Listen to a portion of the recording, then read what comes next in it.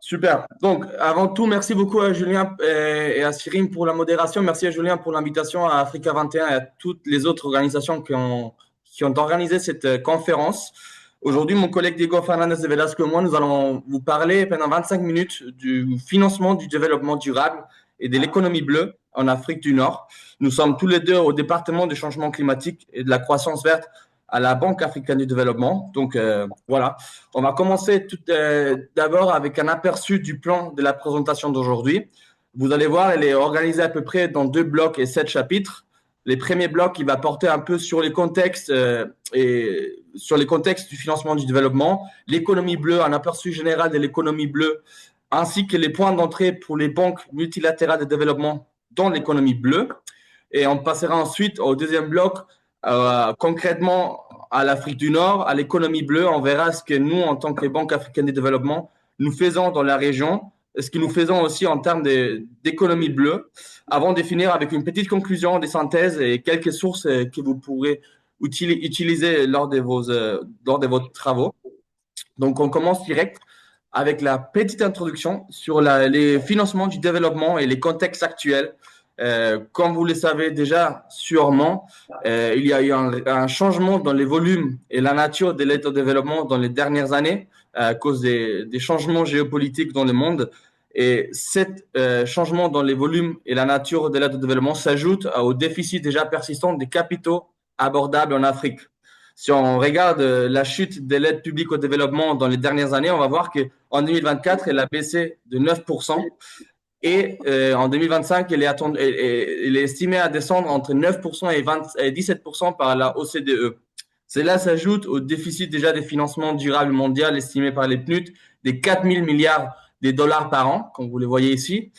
Et pour l'Afrique, concrètement, ces déficits pour la transformation structurelle, nous, à la Banque africaine de développement, nous définissons la transformation structurelle, les besoins dont on a besoin pour transformer structurellement les économies africaines, notamment dans les secteurs de l'énergie, de la productivité, de l'éducation et de l'infrastructure. Ces déficits, il est à 400 milliards de dollars par an pour l'Afrique et à peu près à 100 milliards de dollars par an pour l'Afrique du Nord.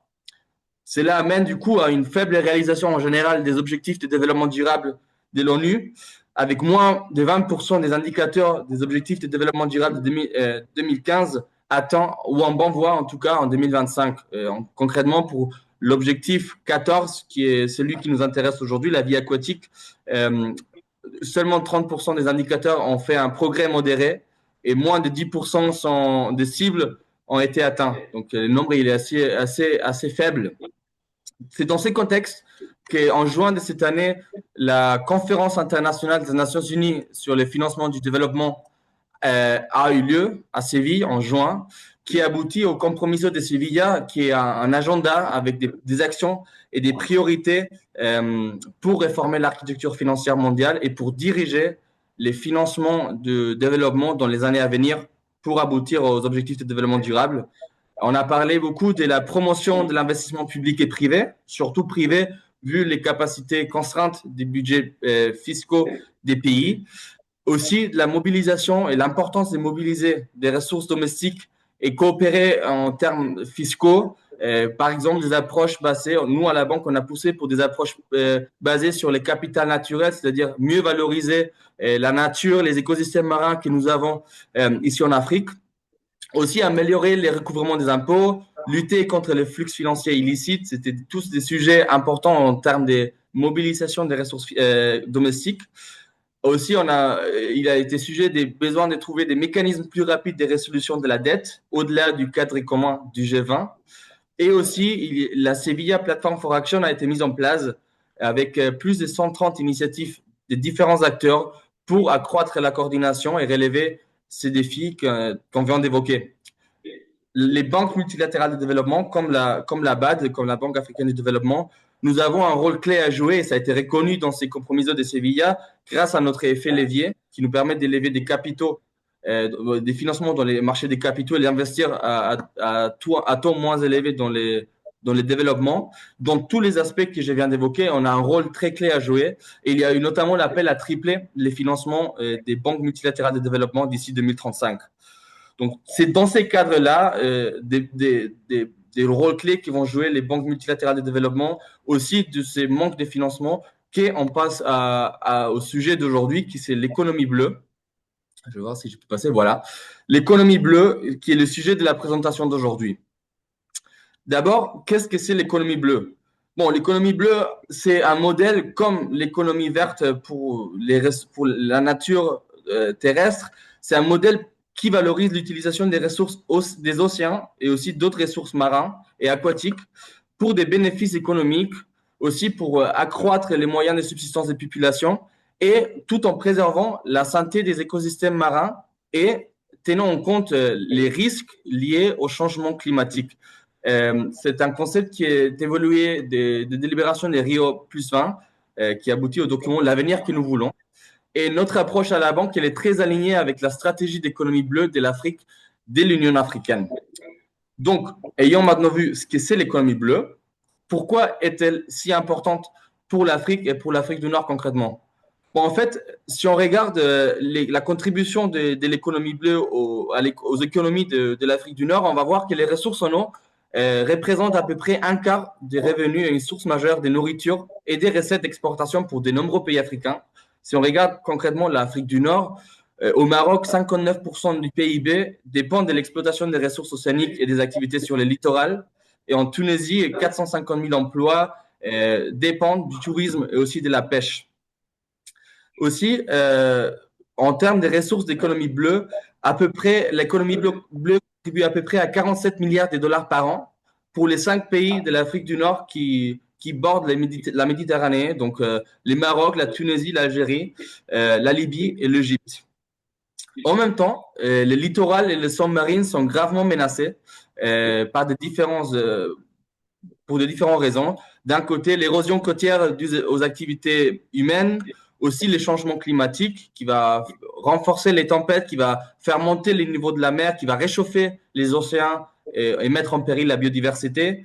Aussi à cause de la surpêche et la surexploitation des sables, à la pollution marine. On parle ici pas seulement des pollutions toxiques, des déchets toxiques, mais aussi de la pollution en plastique à l'intérieur du continent qui va, à travers les bassins, finir dans la mer, comme bon, on vient de voir ça avec Ludovic. Et aussi, dû à l'élévation du niveau de la mer, si on prend en compte qu'à peu près 25% de la population africaine vit à 100 mètres ou moins des côtes, l'élévation du niveau de la mer et les risques liés au changement climatique vont avoir un impact très important sur ces populations. L'économie bleue, dans ces cadres-là, offre en même temps des opportunités et des défis. Et vous voyez ici un grand nombre d'opportunités qui sont offertes par l'économie bleue. Mais il faut quand même dire qu'en Afrique, jusqu'à maintenant, la pêche a été le principal secteur de l'économie bleue, plus particulièrement la pêche artisanale. En tout cas, ce qui concerne les emplois, pas les valeurs économiques, mais les emplois. La pêche artisanale en Afrique crée plus de 12 millions d'emplois sur les continents, la moitié occupée par les femmes. Et c'est aussi extrêmement important en termes des moyens de subsistance. Néanmoins, il y a un petit problème, c'est qu'il s'agit surtout d'un secteur très informel avec plus de 90% de la population informelle dans des secteurs qui empêchent du coup un développement social et humain désirable parce qu'il y a peu d'infrastructures, aussi peu de services de base pour ces populations. En même temps, au-delà de la pêche, l'économie bleue offre aussi d'opportunités dans d'autres secteurs, comme par exemple les énergies marines, les énergies éoliennes en mer, les courants, les marées, aussi le tourisme, la gestion des déchets, donc c'est-à-dire la pollution dont on vient de parler, la pollution à travers les déchets toxiques, mais aussi la pollution en plastique, aussi la restauration des littoraux, des mangroves, des récifs coralliens, des lagunes, qui vont contribuer à renforcer la résilience face aux événements météorologiques extrêmes. Et aussi, il y a des opportunités pour repenser les formes de shipping, de transport maritime. Pensez par exemple aux petites lignes de transport maritime entre les pays côtiers. Donc, il y a beaucoup d'opportunités différentes, mais en même temps, des défis. Pourquoi l'économie bleue, elle n'est pas si poussée aujourd'hui? C'est comme d'autres activités basées sur les écosystèmes et sur la nature, parce que la valeur, elle n'est pas reflétée dans les prix. Donc, on ne sait pas exactement combien vaut les écosystèmes marins, les écosystèmes aquatiques. C'est pas une valeur reflétée dans les prix. Donc, ça empêche énormément les investissements dans les secteurs et va mener aussi à des inégalités d'externalité. En même temps, il y a un manque des projets bancables en général dans les secteurs parce que justement à cause de ce manque d'informations, les secteurs privés, ils n'aboutissent pas à investir parce qu'il n'y a pas les informations et les projets ne sont pas économiquement viables. Et les cadres institutionnels, malgré de nombreuses avancées les dernières années aussi en Afrique du Nord, elles restent insuffisantes. Les changements climatiques vont accroître les risques des investissements. Par exemple, si on pense à investir dans le tourisme à la côte, et on sait qu'il va y avoir plus de tempêtes, les niveaux de la mer vont monter, ça va aussi être une barrière pour les investisseurs parce que ça va faire monter les risques. Et aussi, il faut absolument une coopération régionale, ce qui est encore plus difficile parce que la mer ne connaît pas de frontières, donc les écosystèmes non plus. Donc, il y a besoin de cette coopération régionale. Et dans toutes ces opportunités et tous ces défis, il y a des points d'entrée pour les banques multilatérales de développement et aussi pour la BAD, comme nous allons les voir là tout de suite. Donc, qu'est-ce qu'on peut faire? Ayons vu maintenant les contextes de financement qui nous a dit les banques multilatérales doivent jouer un rôle central. Ayons vu l'économie bleue, ce que c'est, et les priorités qu'il y a et aussi les défis qu'il y a. Qu'est-ce qu'on peut faire en tant que banque multilatérale de développement dans ces secteurs? Donc, il y a des différents outils et points d'entrée. Notamment, on peut développer les cadres et les politiques, par exemple à travers le développement d'institutions et mécanismes de gouvernance dans les différents secteurs qu'on vient d'évoquer, ainsi que aussi le développement des cadres de gestion des zones côtières intégrées et aussi la planification marine. Aussi, on peut renforcer les capacités des acteurs, pas seulement les décideurs politiques, mais aussi la population, à travers des techniques de pêche durable, la résilience, faire renforcer la résilience face au changement climatique, et accroître l'accès au marché de ces populations. Aussi, on peut aussi soutenir le développement des projets bancables à travers le développement des plans d'investissement en économie bleue, aussi en finançant et réalisant les différentes études des faisabilités et environnementaux dont on a souvent besoin pour créer des projets bancables, surtout des grands projets. Aussi, on peut utiliser d'approches des finances mixtes, apporter des garanties, mélanger les finances publiques avec privées pour attirer les financements privés. Et surtout, bien sûr, on peut financer ou cofinancer les priorités d'économie bleue à travers nos instruments. On a les prêts concessionnels, on a les subventions, on a des prises en participation, on a aussi des outils d'atténuation des risques qu'on peut utiliser pour attirer les secteurs privés, on a des garanties, etc. Et comme exemple, justement, il y a ce nouveau instrument qui est apparu les dernières années, ce sont les obligations bleues, comme les obligations vertes. En 2018, les Seychelles ont été les premiers pays à émettre une obligation bleue au monde pour 15 millions de dollars. Et les financements de cette obligation, elle est destinée uniquement à soutenir des projets dans les domaines de la mer et de la pêche. Et cela a été facilité par une garantie de la Banque mondiale. Donc la Banque mondiale, elle a soutenu les Seychelles pour émettre ces obligations. Et c'est aussi quelque chose qu'à la base, on n'a pas encore fait, mais nous avons fait dans d'autres secteurs et aussi en Afrique du Nord. Comme vous les voyez ici en bas, on a soutenu l'Égypte à émettre les premières obligations PANDA durables de l'Afrique. Les obligations PANDA, ce sont juste des obligations pour les marchés chinois. Et donc, on pourrait penser à des approches similaires aussi pour l'économie bleue dans la région. Donc, maintenant, on a vu le contexte, on a vu le contexte général, ce qu'on peut faire. Maintenant, on va passer à voir ce qu'on fait actuellement et les activités que nous avons. On va commencer par une cartographie des acteurs dans la région pour pouvoir un peu situer la BAD dans ces contextes. Et si on regarde les principaux acteurs de développement dans la région, il faut bien sûr absolument mentionner les acteurs nationaux. On pense notamment aux ministères nationaux responsables de la pêche et ou des ressources hydrauliques dans les différents pays, comme par exemple le ministère de la pêche et des productions halieutiques en Algérie. Aussi des agences spécialisées, comme par exemple l'Agence nationale des ports au Maroc, il y en a dans tous les pays. Aussi des acteurs économiques comme les coopératives des pêcheurs, universités et centres de recherche qui vont faire pousser et accroître les données dont on a besoin. Comme je disais avant, il n'y a pas assez de données. Ce sont les universités, les centres qui vont aussi contribuer à trouver des données, à rassembler toutes ces données. Et on trouve aussi, bien sûr, des acteurs multilatéraux comme nous, comme la BAD, aussi la Banque mondiale, l'Union européenne, la Banque européenne d'investissement, la Banque islamique de développement et d'autres. Aussi les agences des Nations Unies, comme les PNUD, les PNUE, la FAO, etc. Ici à droite, on a fait un petit aperçu des activités d'autres acteurs multilatéraux dans la région, comme par exemple les MENA Blue programmes de la Banque mondiale, qui est un programme pour justement pousser l'économie bleue et organiser l'économie bleue dans la région, ou encore les programmes d'économie bleue en bas à droite de l'Algérie qui a été soutenu par l'Union européenne. Aussi, dans ce contexte, on trouve aussi de nombreux acteurs bilatéraux, la GIZ, la KfW en Allemagne, la FD en France, et donc beaucoup de différents des acteurs de développement différents bilatéraux. Et il ne faut pas non plus oublier un autre acteur crucial qui est les secteurs privés, parce que sont les entreprises et sont petites, moyennes et grandes. Il n'y a pas d'emploi, il n'y a pas des projets, donc ils sont quand même centrales dans tous ces environnements. Et aussi, bien sûr, les secteurs informels, comme je disais avant, qui est assez grand. Maintenant, je passe la parole à mon collègue Diego, qui va vous parler du financement du développement durable de la base, ce qu'on fait concrètement dans la région. Diego, à toi. Bonjour, est-ce que vous pouvez voir mon image, Oui. le vidéo? Ah, d'accord, très bien. Merci Javi, merci Javier, merci Julien. Encore une fois, un grand merci pour l'invitation à partager cet espace de discussion sur l'économie bleue, plus précisément le financement de l'économie bleue en Afrique du Nord, la Méditerranée. Et donc, bon, je me présente, je suis Diego Fernandez de Velasco, je suis consultant dans le département de changement climatique et croissance verte depuis déjà presque 8 ans dans la région de l'Afrique du Nord. Et bon, je vais parler d'abord du financement, du rôle de la BAD dans le financement du développement durable dans le sens plus large, pas seulement de l'économie bleue. Et je contrôle la présentation, c'est toi, Javier? Non, c'est moi. Donc, tu me dis, je passe. C'est Oui, bon? next, oui.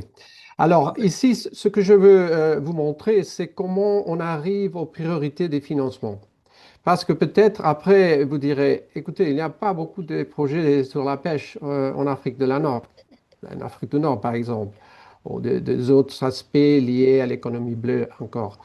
Mais il faut considérer qu'il y a toujours un procès de négociation, de discussion avec les pays pour définir ces priorités pour le prochain cycle de financement, normalement de 5 années. Vous voyez ici, il y a normalement deux points prioritaires pour chaque pays. Mais ce sont aussi de même le document de stratégie d'intégration régionale discuté avec tous les pays. Et là, les pays expressent leurs priorités pour le cycle. Mais vous voyez qu'il y a en surligné en noir quelques aires qui pourraient être points d'entrée, comme par exemple pour l'économie bleue, soit la pêche, soit le tourisme côtier, la gestion de l'eau, etc. Comme par exemple la création de chaînes de valeur agro-industrielles en Algérie. Là, ça inclut la pêche. Ou plus large, dans un sens plus large, en Tunisie, le renforcement de la résilience aux effets des changements climatiques. Bon, je ne vais pas y entrer en détail. Ce sont des documents publics qu'on peut regarder pour voir les priorités de chaque pays. Next, s'il vous plaît. Euh, Là, il y a un aperçu de financement de la BAD dans la région. Dans les dernières années, 15 années, vous voyez, de 2010 à 2024, on peut voir très vite que le Maroc est le pays qui a la quantité plus grande de financement et la Libye la plus petite, en général, accumulée. Et ça s'est exprimé en unité de compte, et c'est la monnaie interne de la banque, mais ça fait, si je ne me trompe pas, environ 1,3 dollars. C'est vrai, Javier? Ouais, c'est ça, à peu près. Ça varie, mais à peu près, ça revient à 1,3 dollars américains. Oui, vous pouvez faire la conversion, mais ce n'est pas une conversion directe parce qu'il y a des fluctuations chaque année. On a fait l'accumulé. Mais pourquoi le Maroc a plus de financement? Bon, Pas partout, hein, même avec les secteurs privés, les pays les plus stables, avec les systèmes financiers plus développés, ont et aussi les pays plus grands ont plus de financement.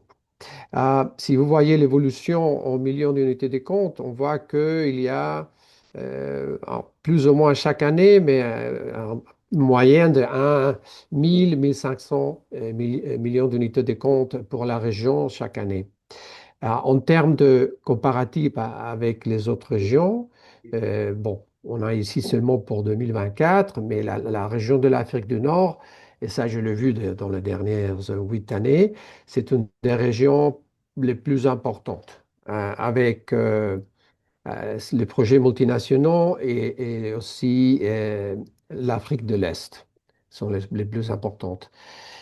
Et si nous regardons les financements approuvés par secteur dans cette période, vous pouvez voir que les projets multisecteurs, ça englobe les politiques.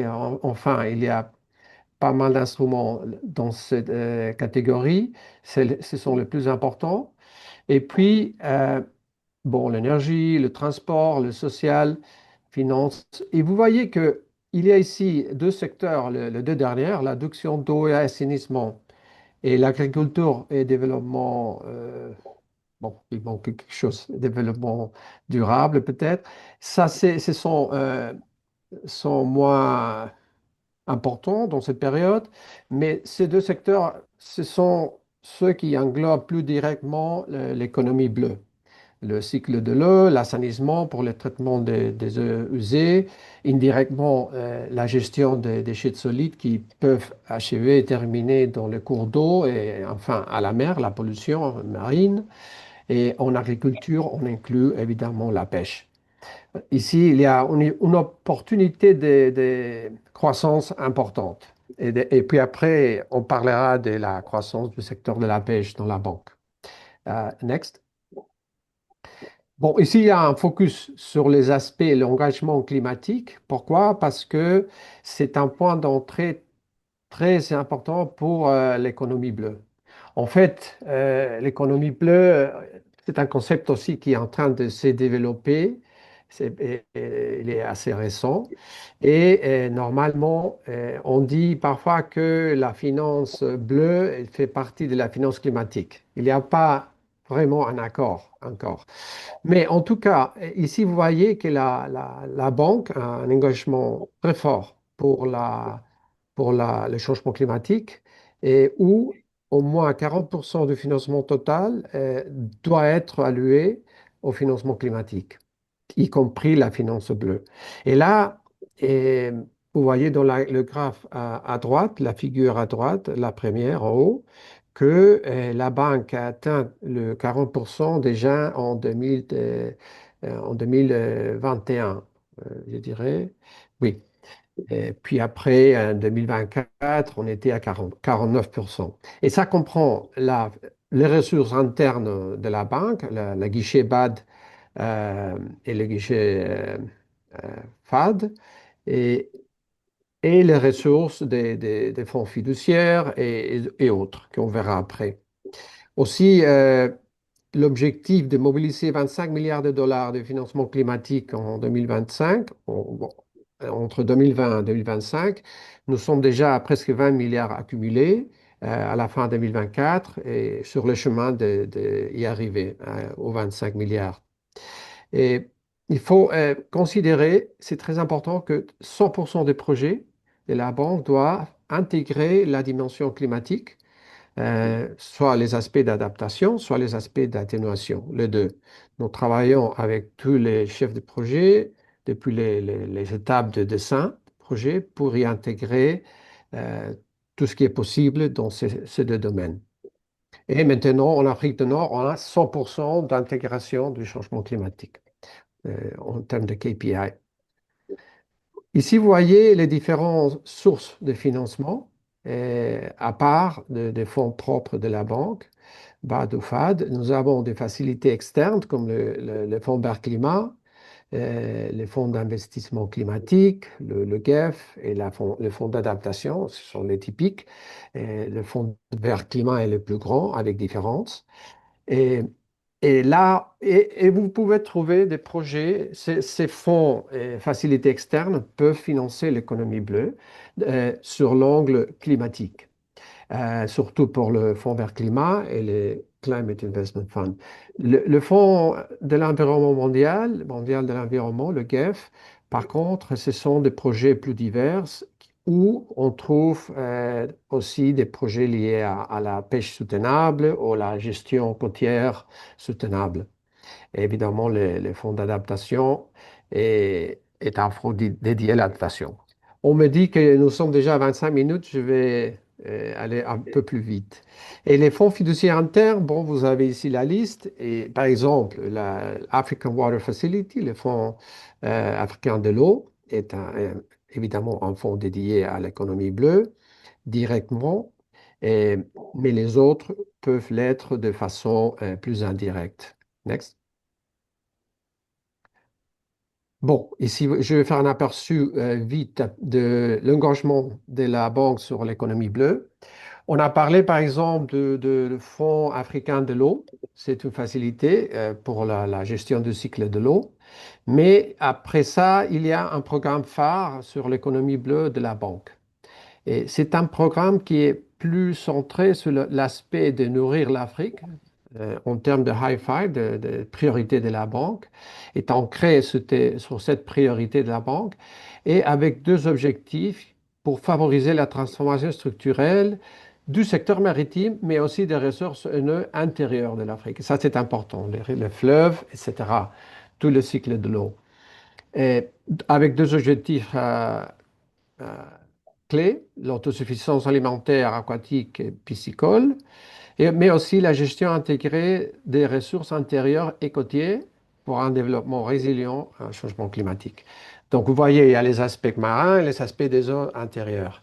Et ici, vous voyez les traits, la déclinaison de ces deux objectifs en trois aires prioritaires, comme c'est la promotion des chaînes de valeur halieutiques, et la gestion intégrée des bassins versants et son côtières. Ici, on peut trouver tous les aspects liés au fleuve et au cycle de l'eau, et, et aussi promouvoir la gouvernance et à travers des partenariats et cofinancement. Next, suivante. Voilà. Je vais lire un peu vite là parce qu'on va vous laisser tous ces exemples des projets de la BAT dans l'économie bleue. Et euh, on peut voir ici, il y a des projets comme celui en Tanzanie pour l'employabilité, pour la génération d'emplois, avec 35 millions, c'est un grand projet, mais aussi un projet multinational pour l'amélioration de la gouvernance des pêcheries et avec un budget plus limité, mais qui est régional pour la SADC, la région sud. Next. Mais il y a aussi, vous voyez, une autre catégorie de projets qui se centre sur l'appui technique. Et ça, c'est très important pour c'est un appui technique pour le développement de plans d'investissement. Alors, ces plans d'investissement vont après attirer des ressources publiques et privées pour développer le secteur de l'économie bleue, mais pas seulement les pêcheries. Oui, on peut aller à la suivante, je pense. Next. Et ici, les projets que je vous ai montrés jusqu'à maintenant, ce sont des projets où le mot économie bleue est dans le titre. Mais après, il y a tout un suivi des projets assez larges où vous trouvez des projets qui font partie de l'économie bleue, mais sans le nommer dans le titre. Et ici, par exemple, dans la région nord, on a sélectionné un projet de traitement de eau résiduelle en Égypte et aussi en Tunisie, le même secteur et un projet au Maroc de renforcement de la production, amélioration de la performance de l'eau potable. Encore un projet à la fin de la journée de résilience climatique. Économie bleue, résilience climatique. Next. Bon, en conclusion euh, de tout ce qu'on a dit, la banque a les suivantes priorités pour le financement maintenant. C'est un projet, celui de l'économie bleue, qui évolue. et qui change et dynamique, mais maintenant, les priorités seraient de développer des mécanismes de financement novateurs pour l'économie bleue. Ici, vous trouvez par exemple les paiements pour des services écosystémiques, les garanties, les assurances contre les risques, contre les catastrophes dans les côtes, etc., etc. Les obligations bleues dont mon collègue a parlé auparavant. Ça, c'est le premier.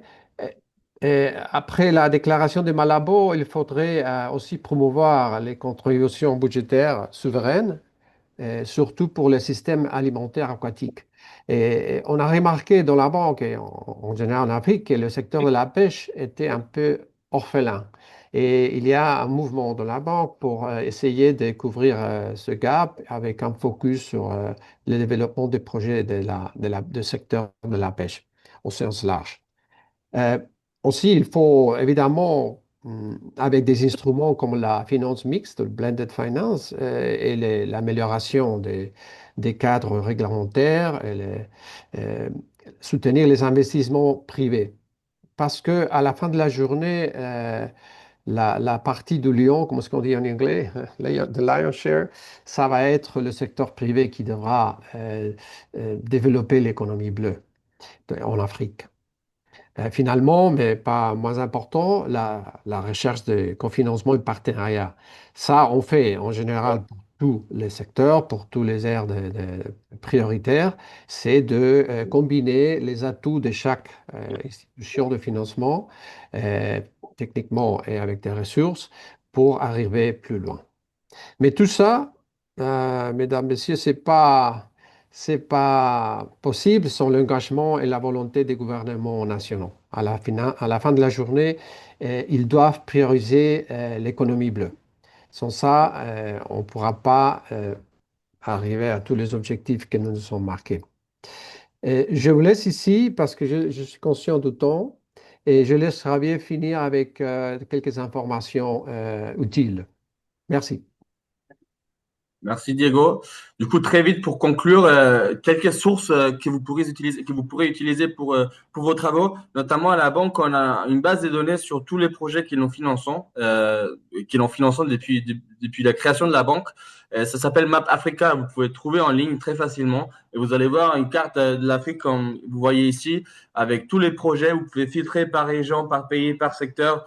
Et une fois que vous trouvez un projet, vous pourrez aussi voir les documents des pays, des informations, les documents du projet, des informations sur les projets, les financements et tous les documents d'accès public ils seront ici. Donc ça pourrait être intéressant pour vous. Et aussi, on a publié 3 rapports en anglais, par contre, sur l'économie bleue, sur la pêche, sur les ports, l'économie bleue et les ports, et aussi sur l'énergie maritime renouvelable donc, comme je vous disais avant, l'éolienne, mais aussi l'énergie des courants, l'énergie des marées. Et finalement, un podcast en français d'un de nos responsables pour la pêche, Philippe Tous, qui ne pouvait pas être aujourd'hui ici, dont il parle pendant 20 minutes de l'avenir et des perspectives de l'économie bleue pour l'Afrique en général. On vous remercie. Si vous avez des questions, n'hésitez pas. Aussi, on vous a mis les contacts de nos collègues qui sont responsables de l'économie bleue et de la pêche au sein de la banque avec leur adresse mail. Donc voilà. Merci beaucoup à vous tous et toutes. Merci à vous pour tous ces éclairages et votre contribution. Est-ce qu'on a des questions dans la salle ou vous préférez envoyer directement des emails? Maintenant qu'ils ont des contacts, ils préfèrent travailler sur leur sujet et vous contacter directement, je pense. Très Merci bien. beaucoup à vous deux. Alors, et nous, Merci. Bonne Merci, journée. merci. Et on partagera votre présentation auprès des journalistes qui avaient entendu. merci Monsieur Javier West Fernandez et Monsieur Diego Fernandez de Velasco de la Banque africaine de développement. C'était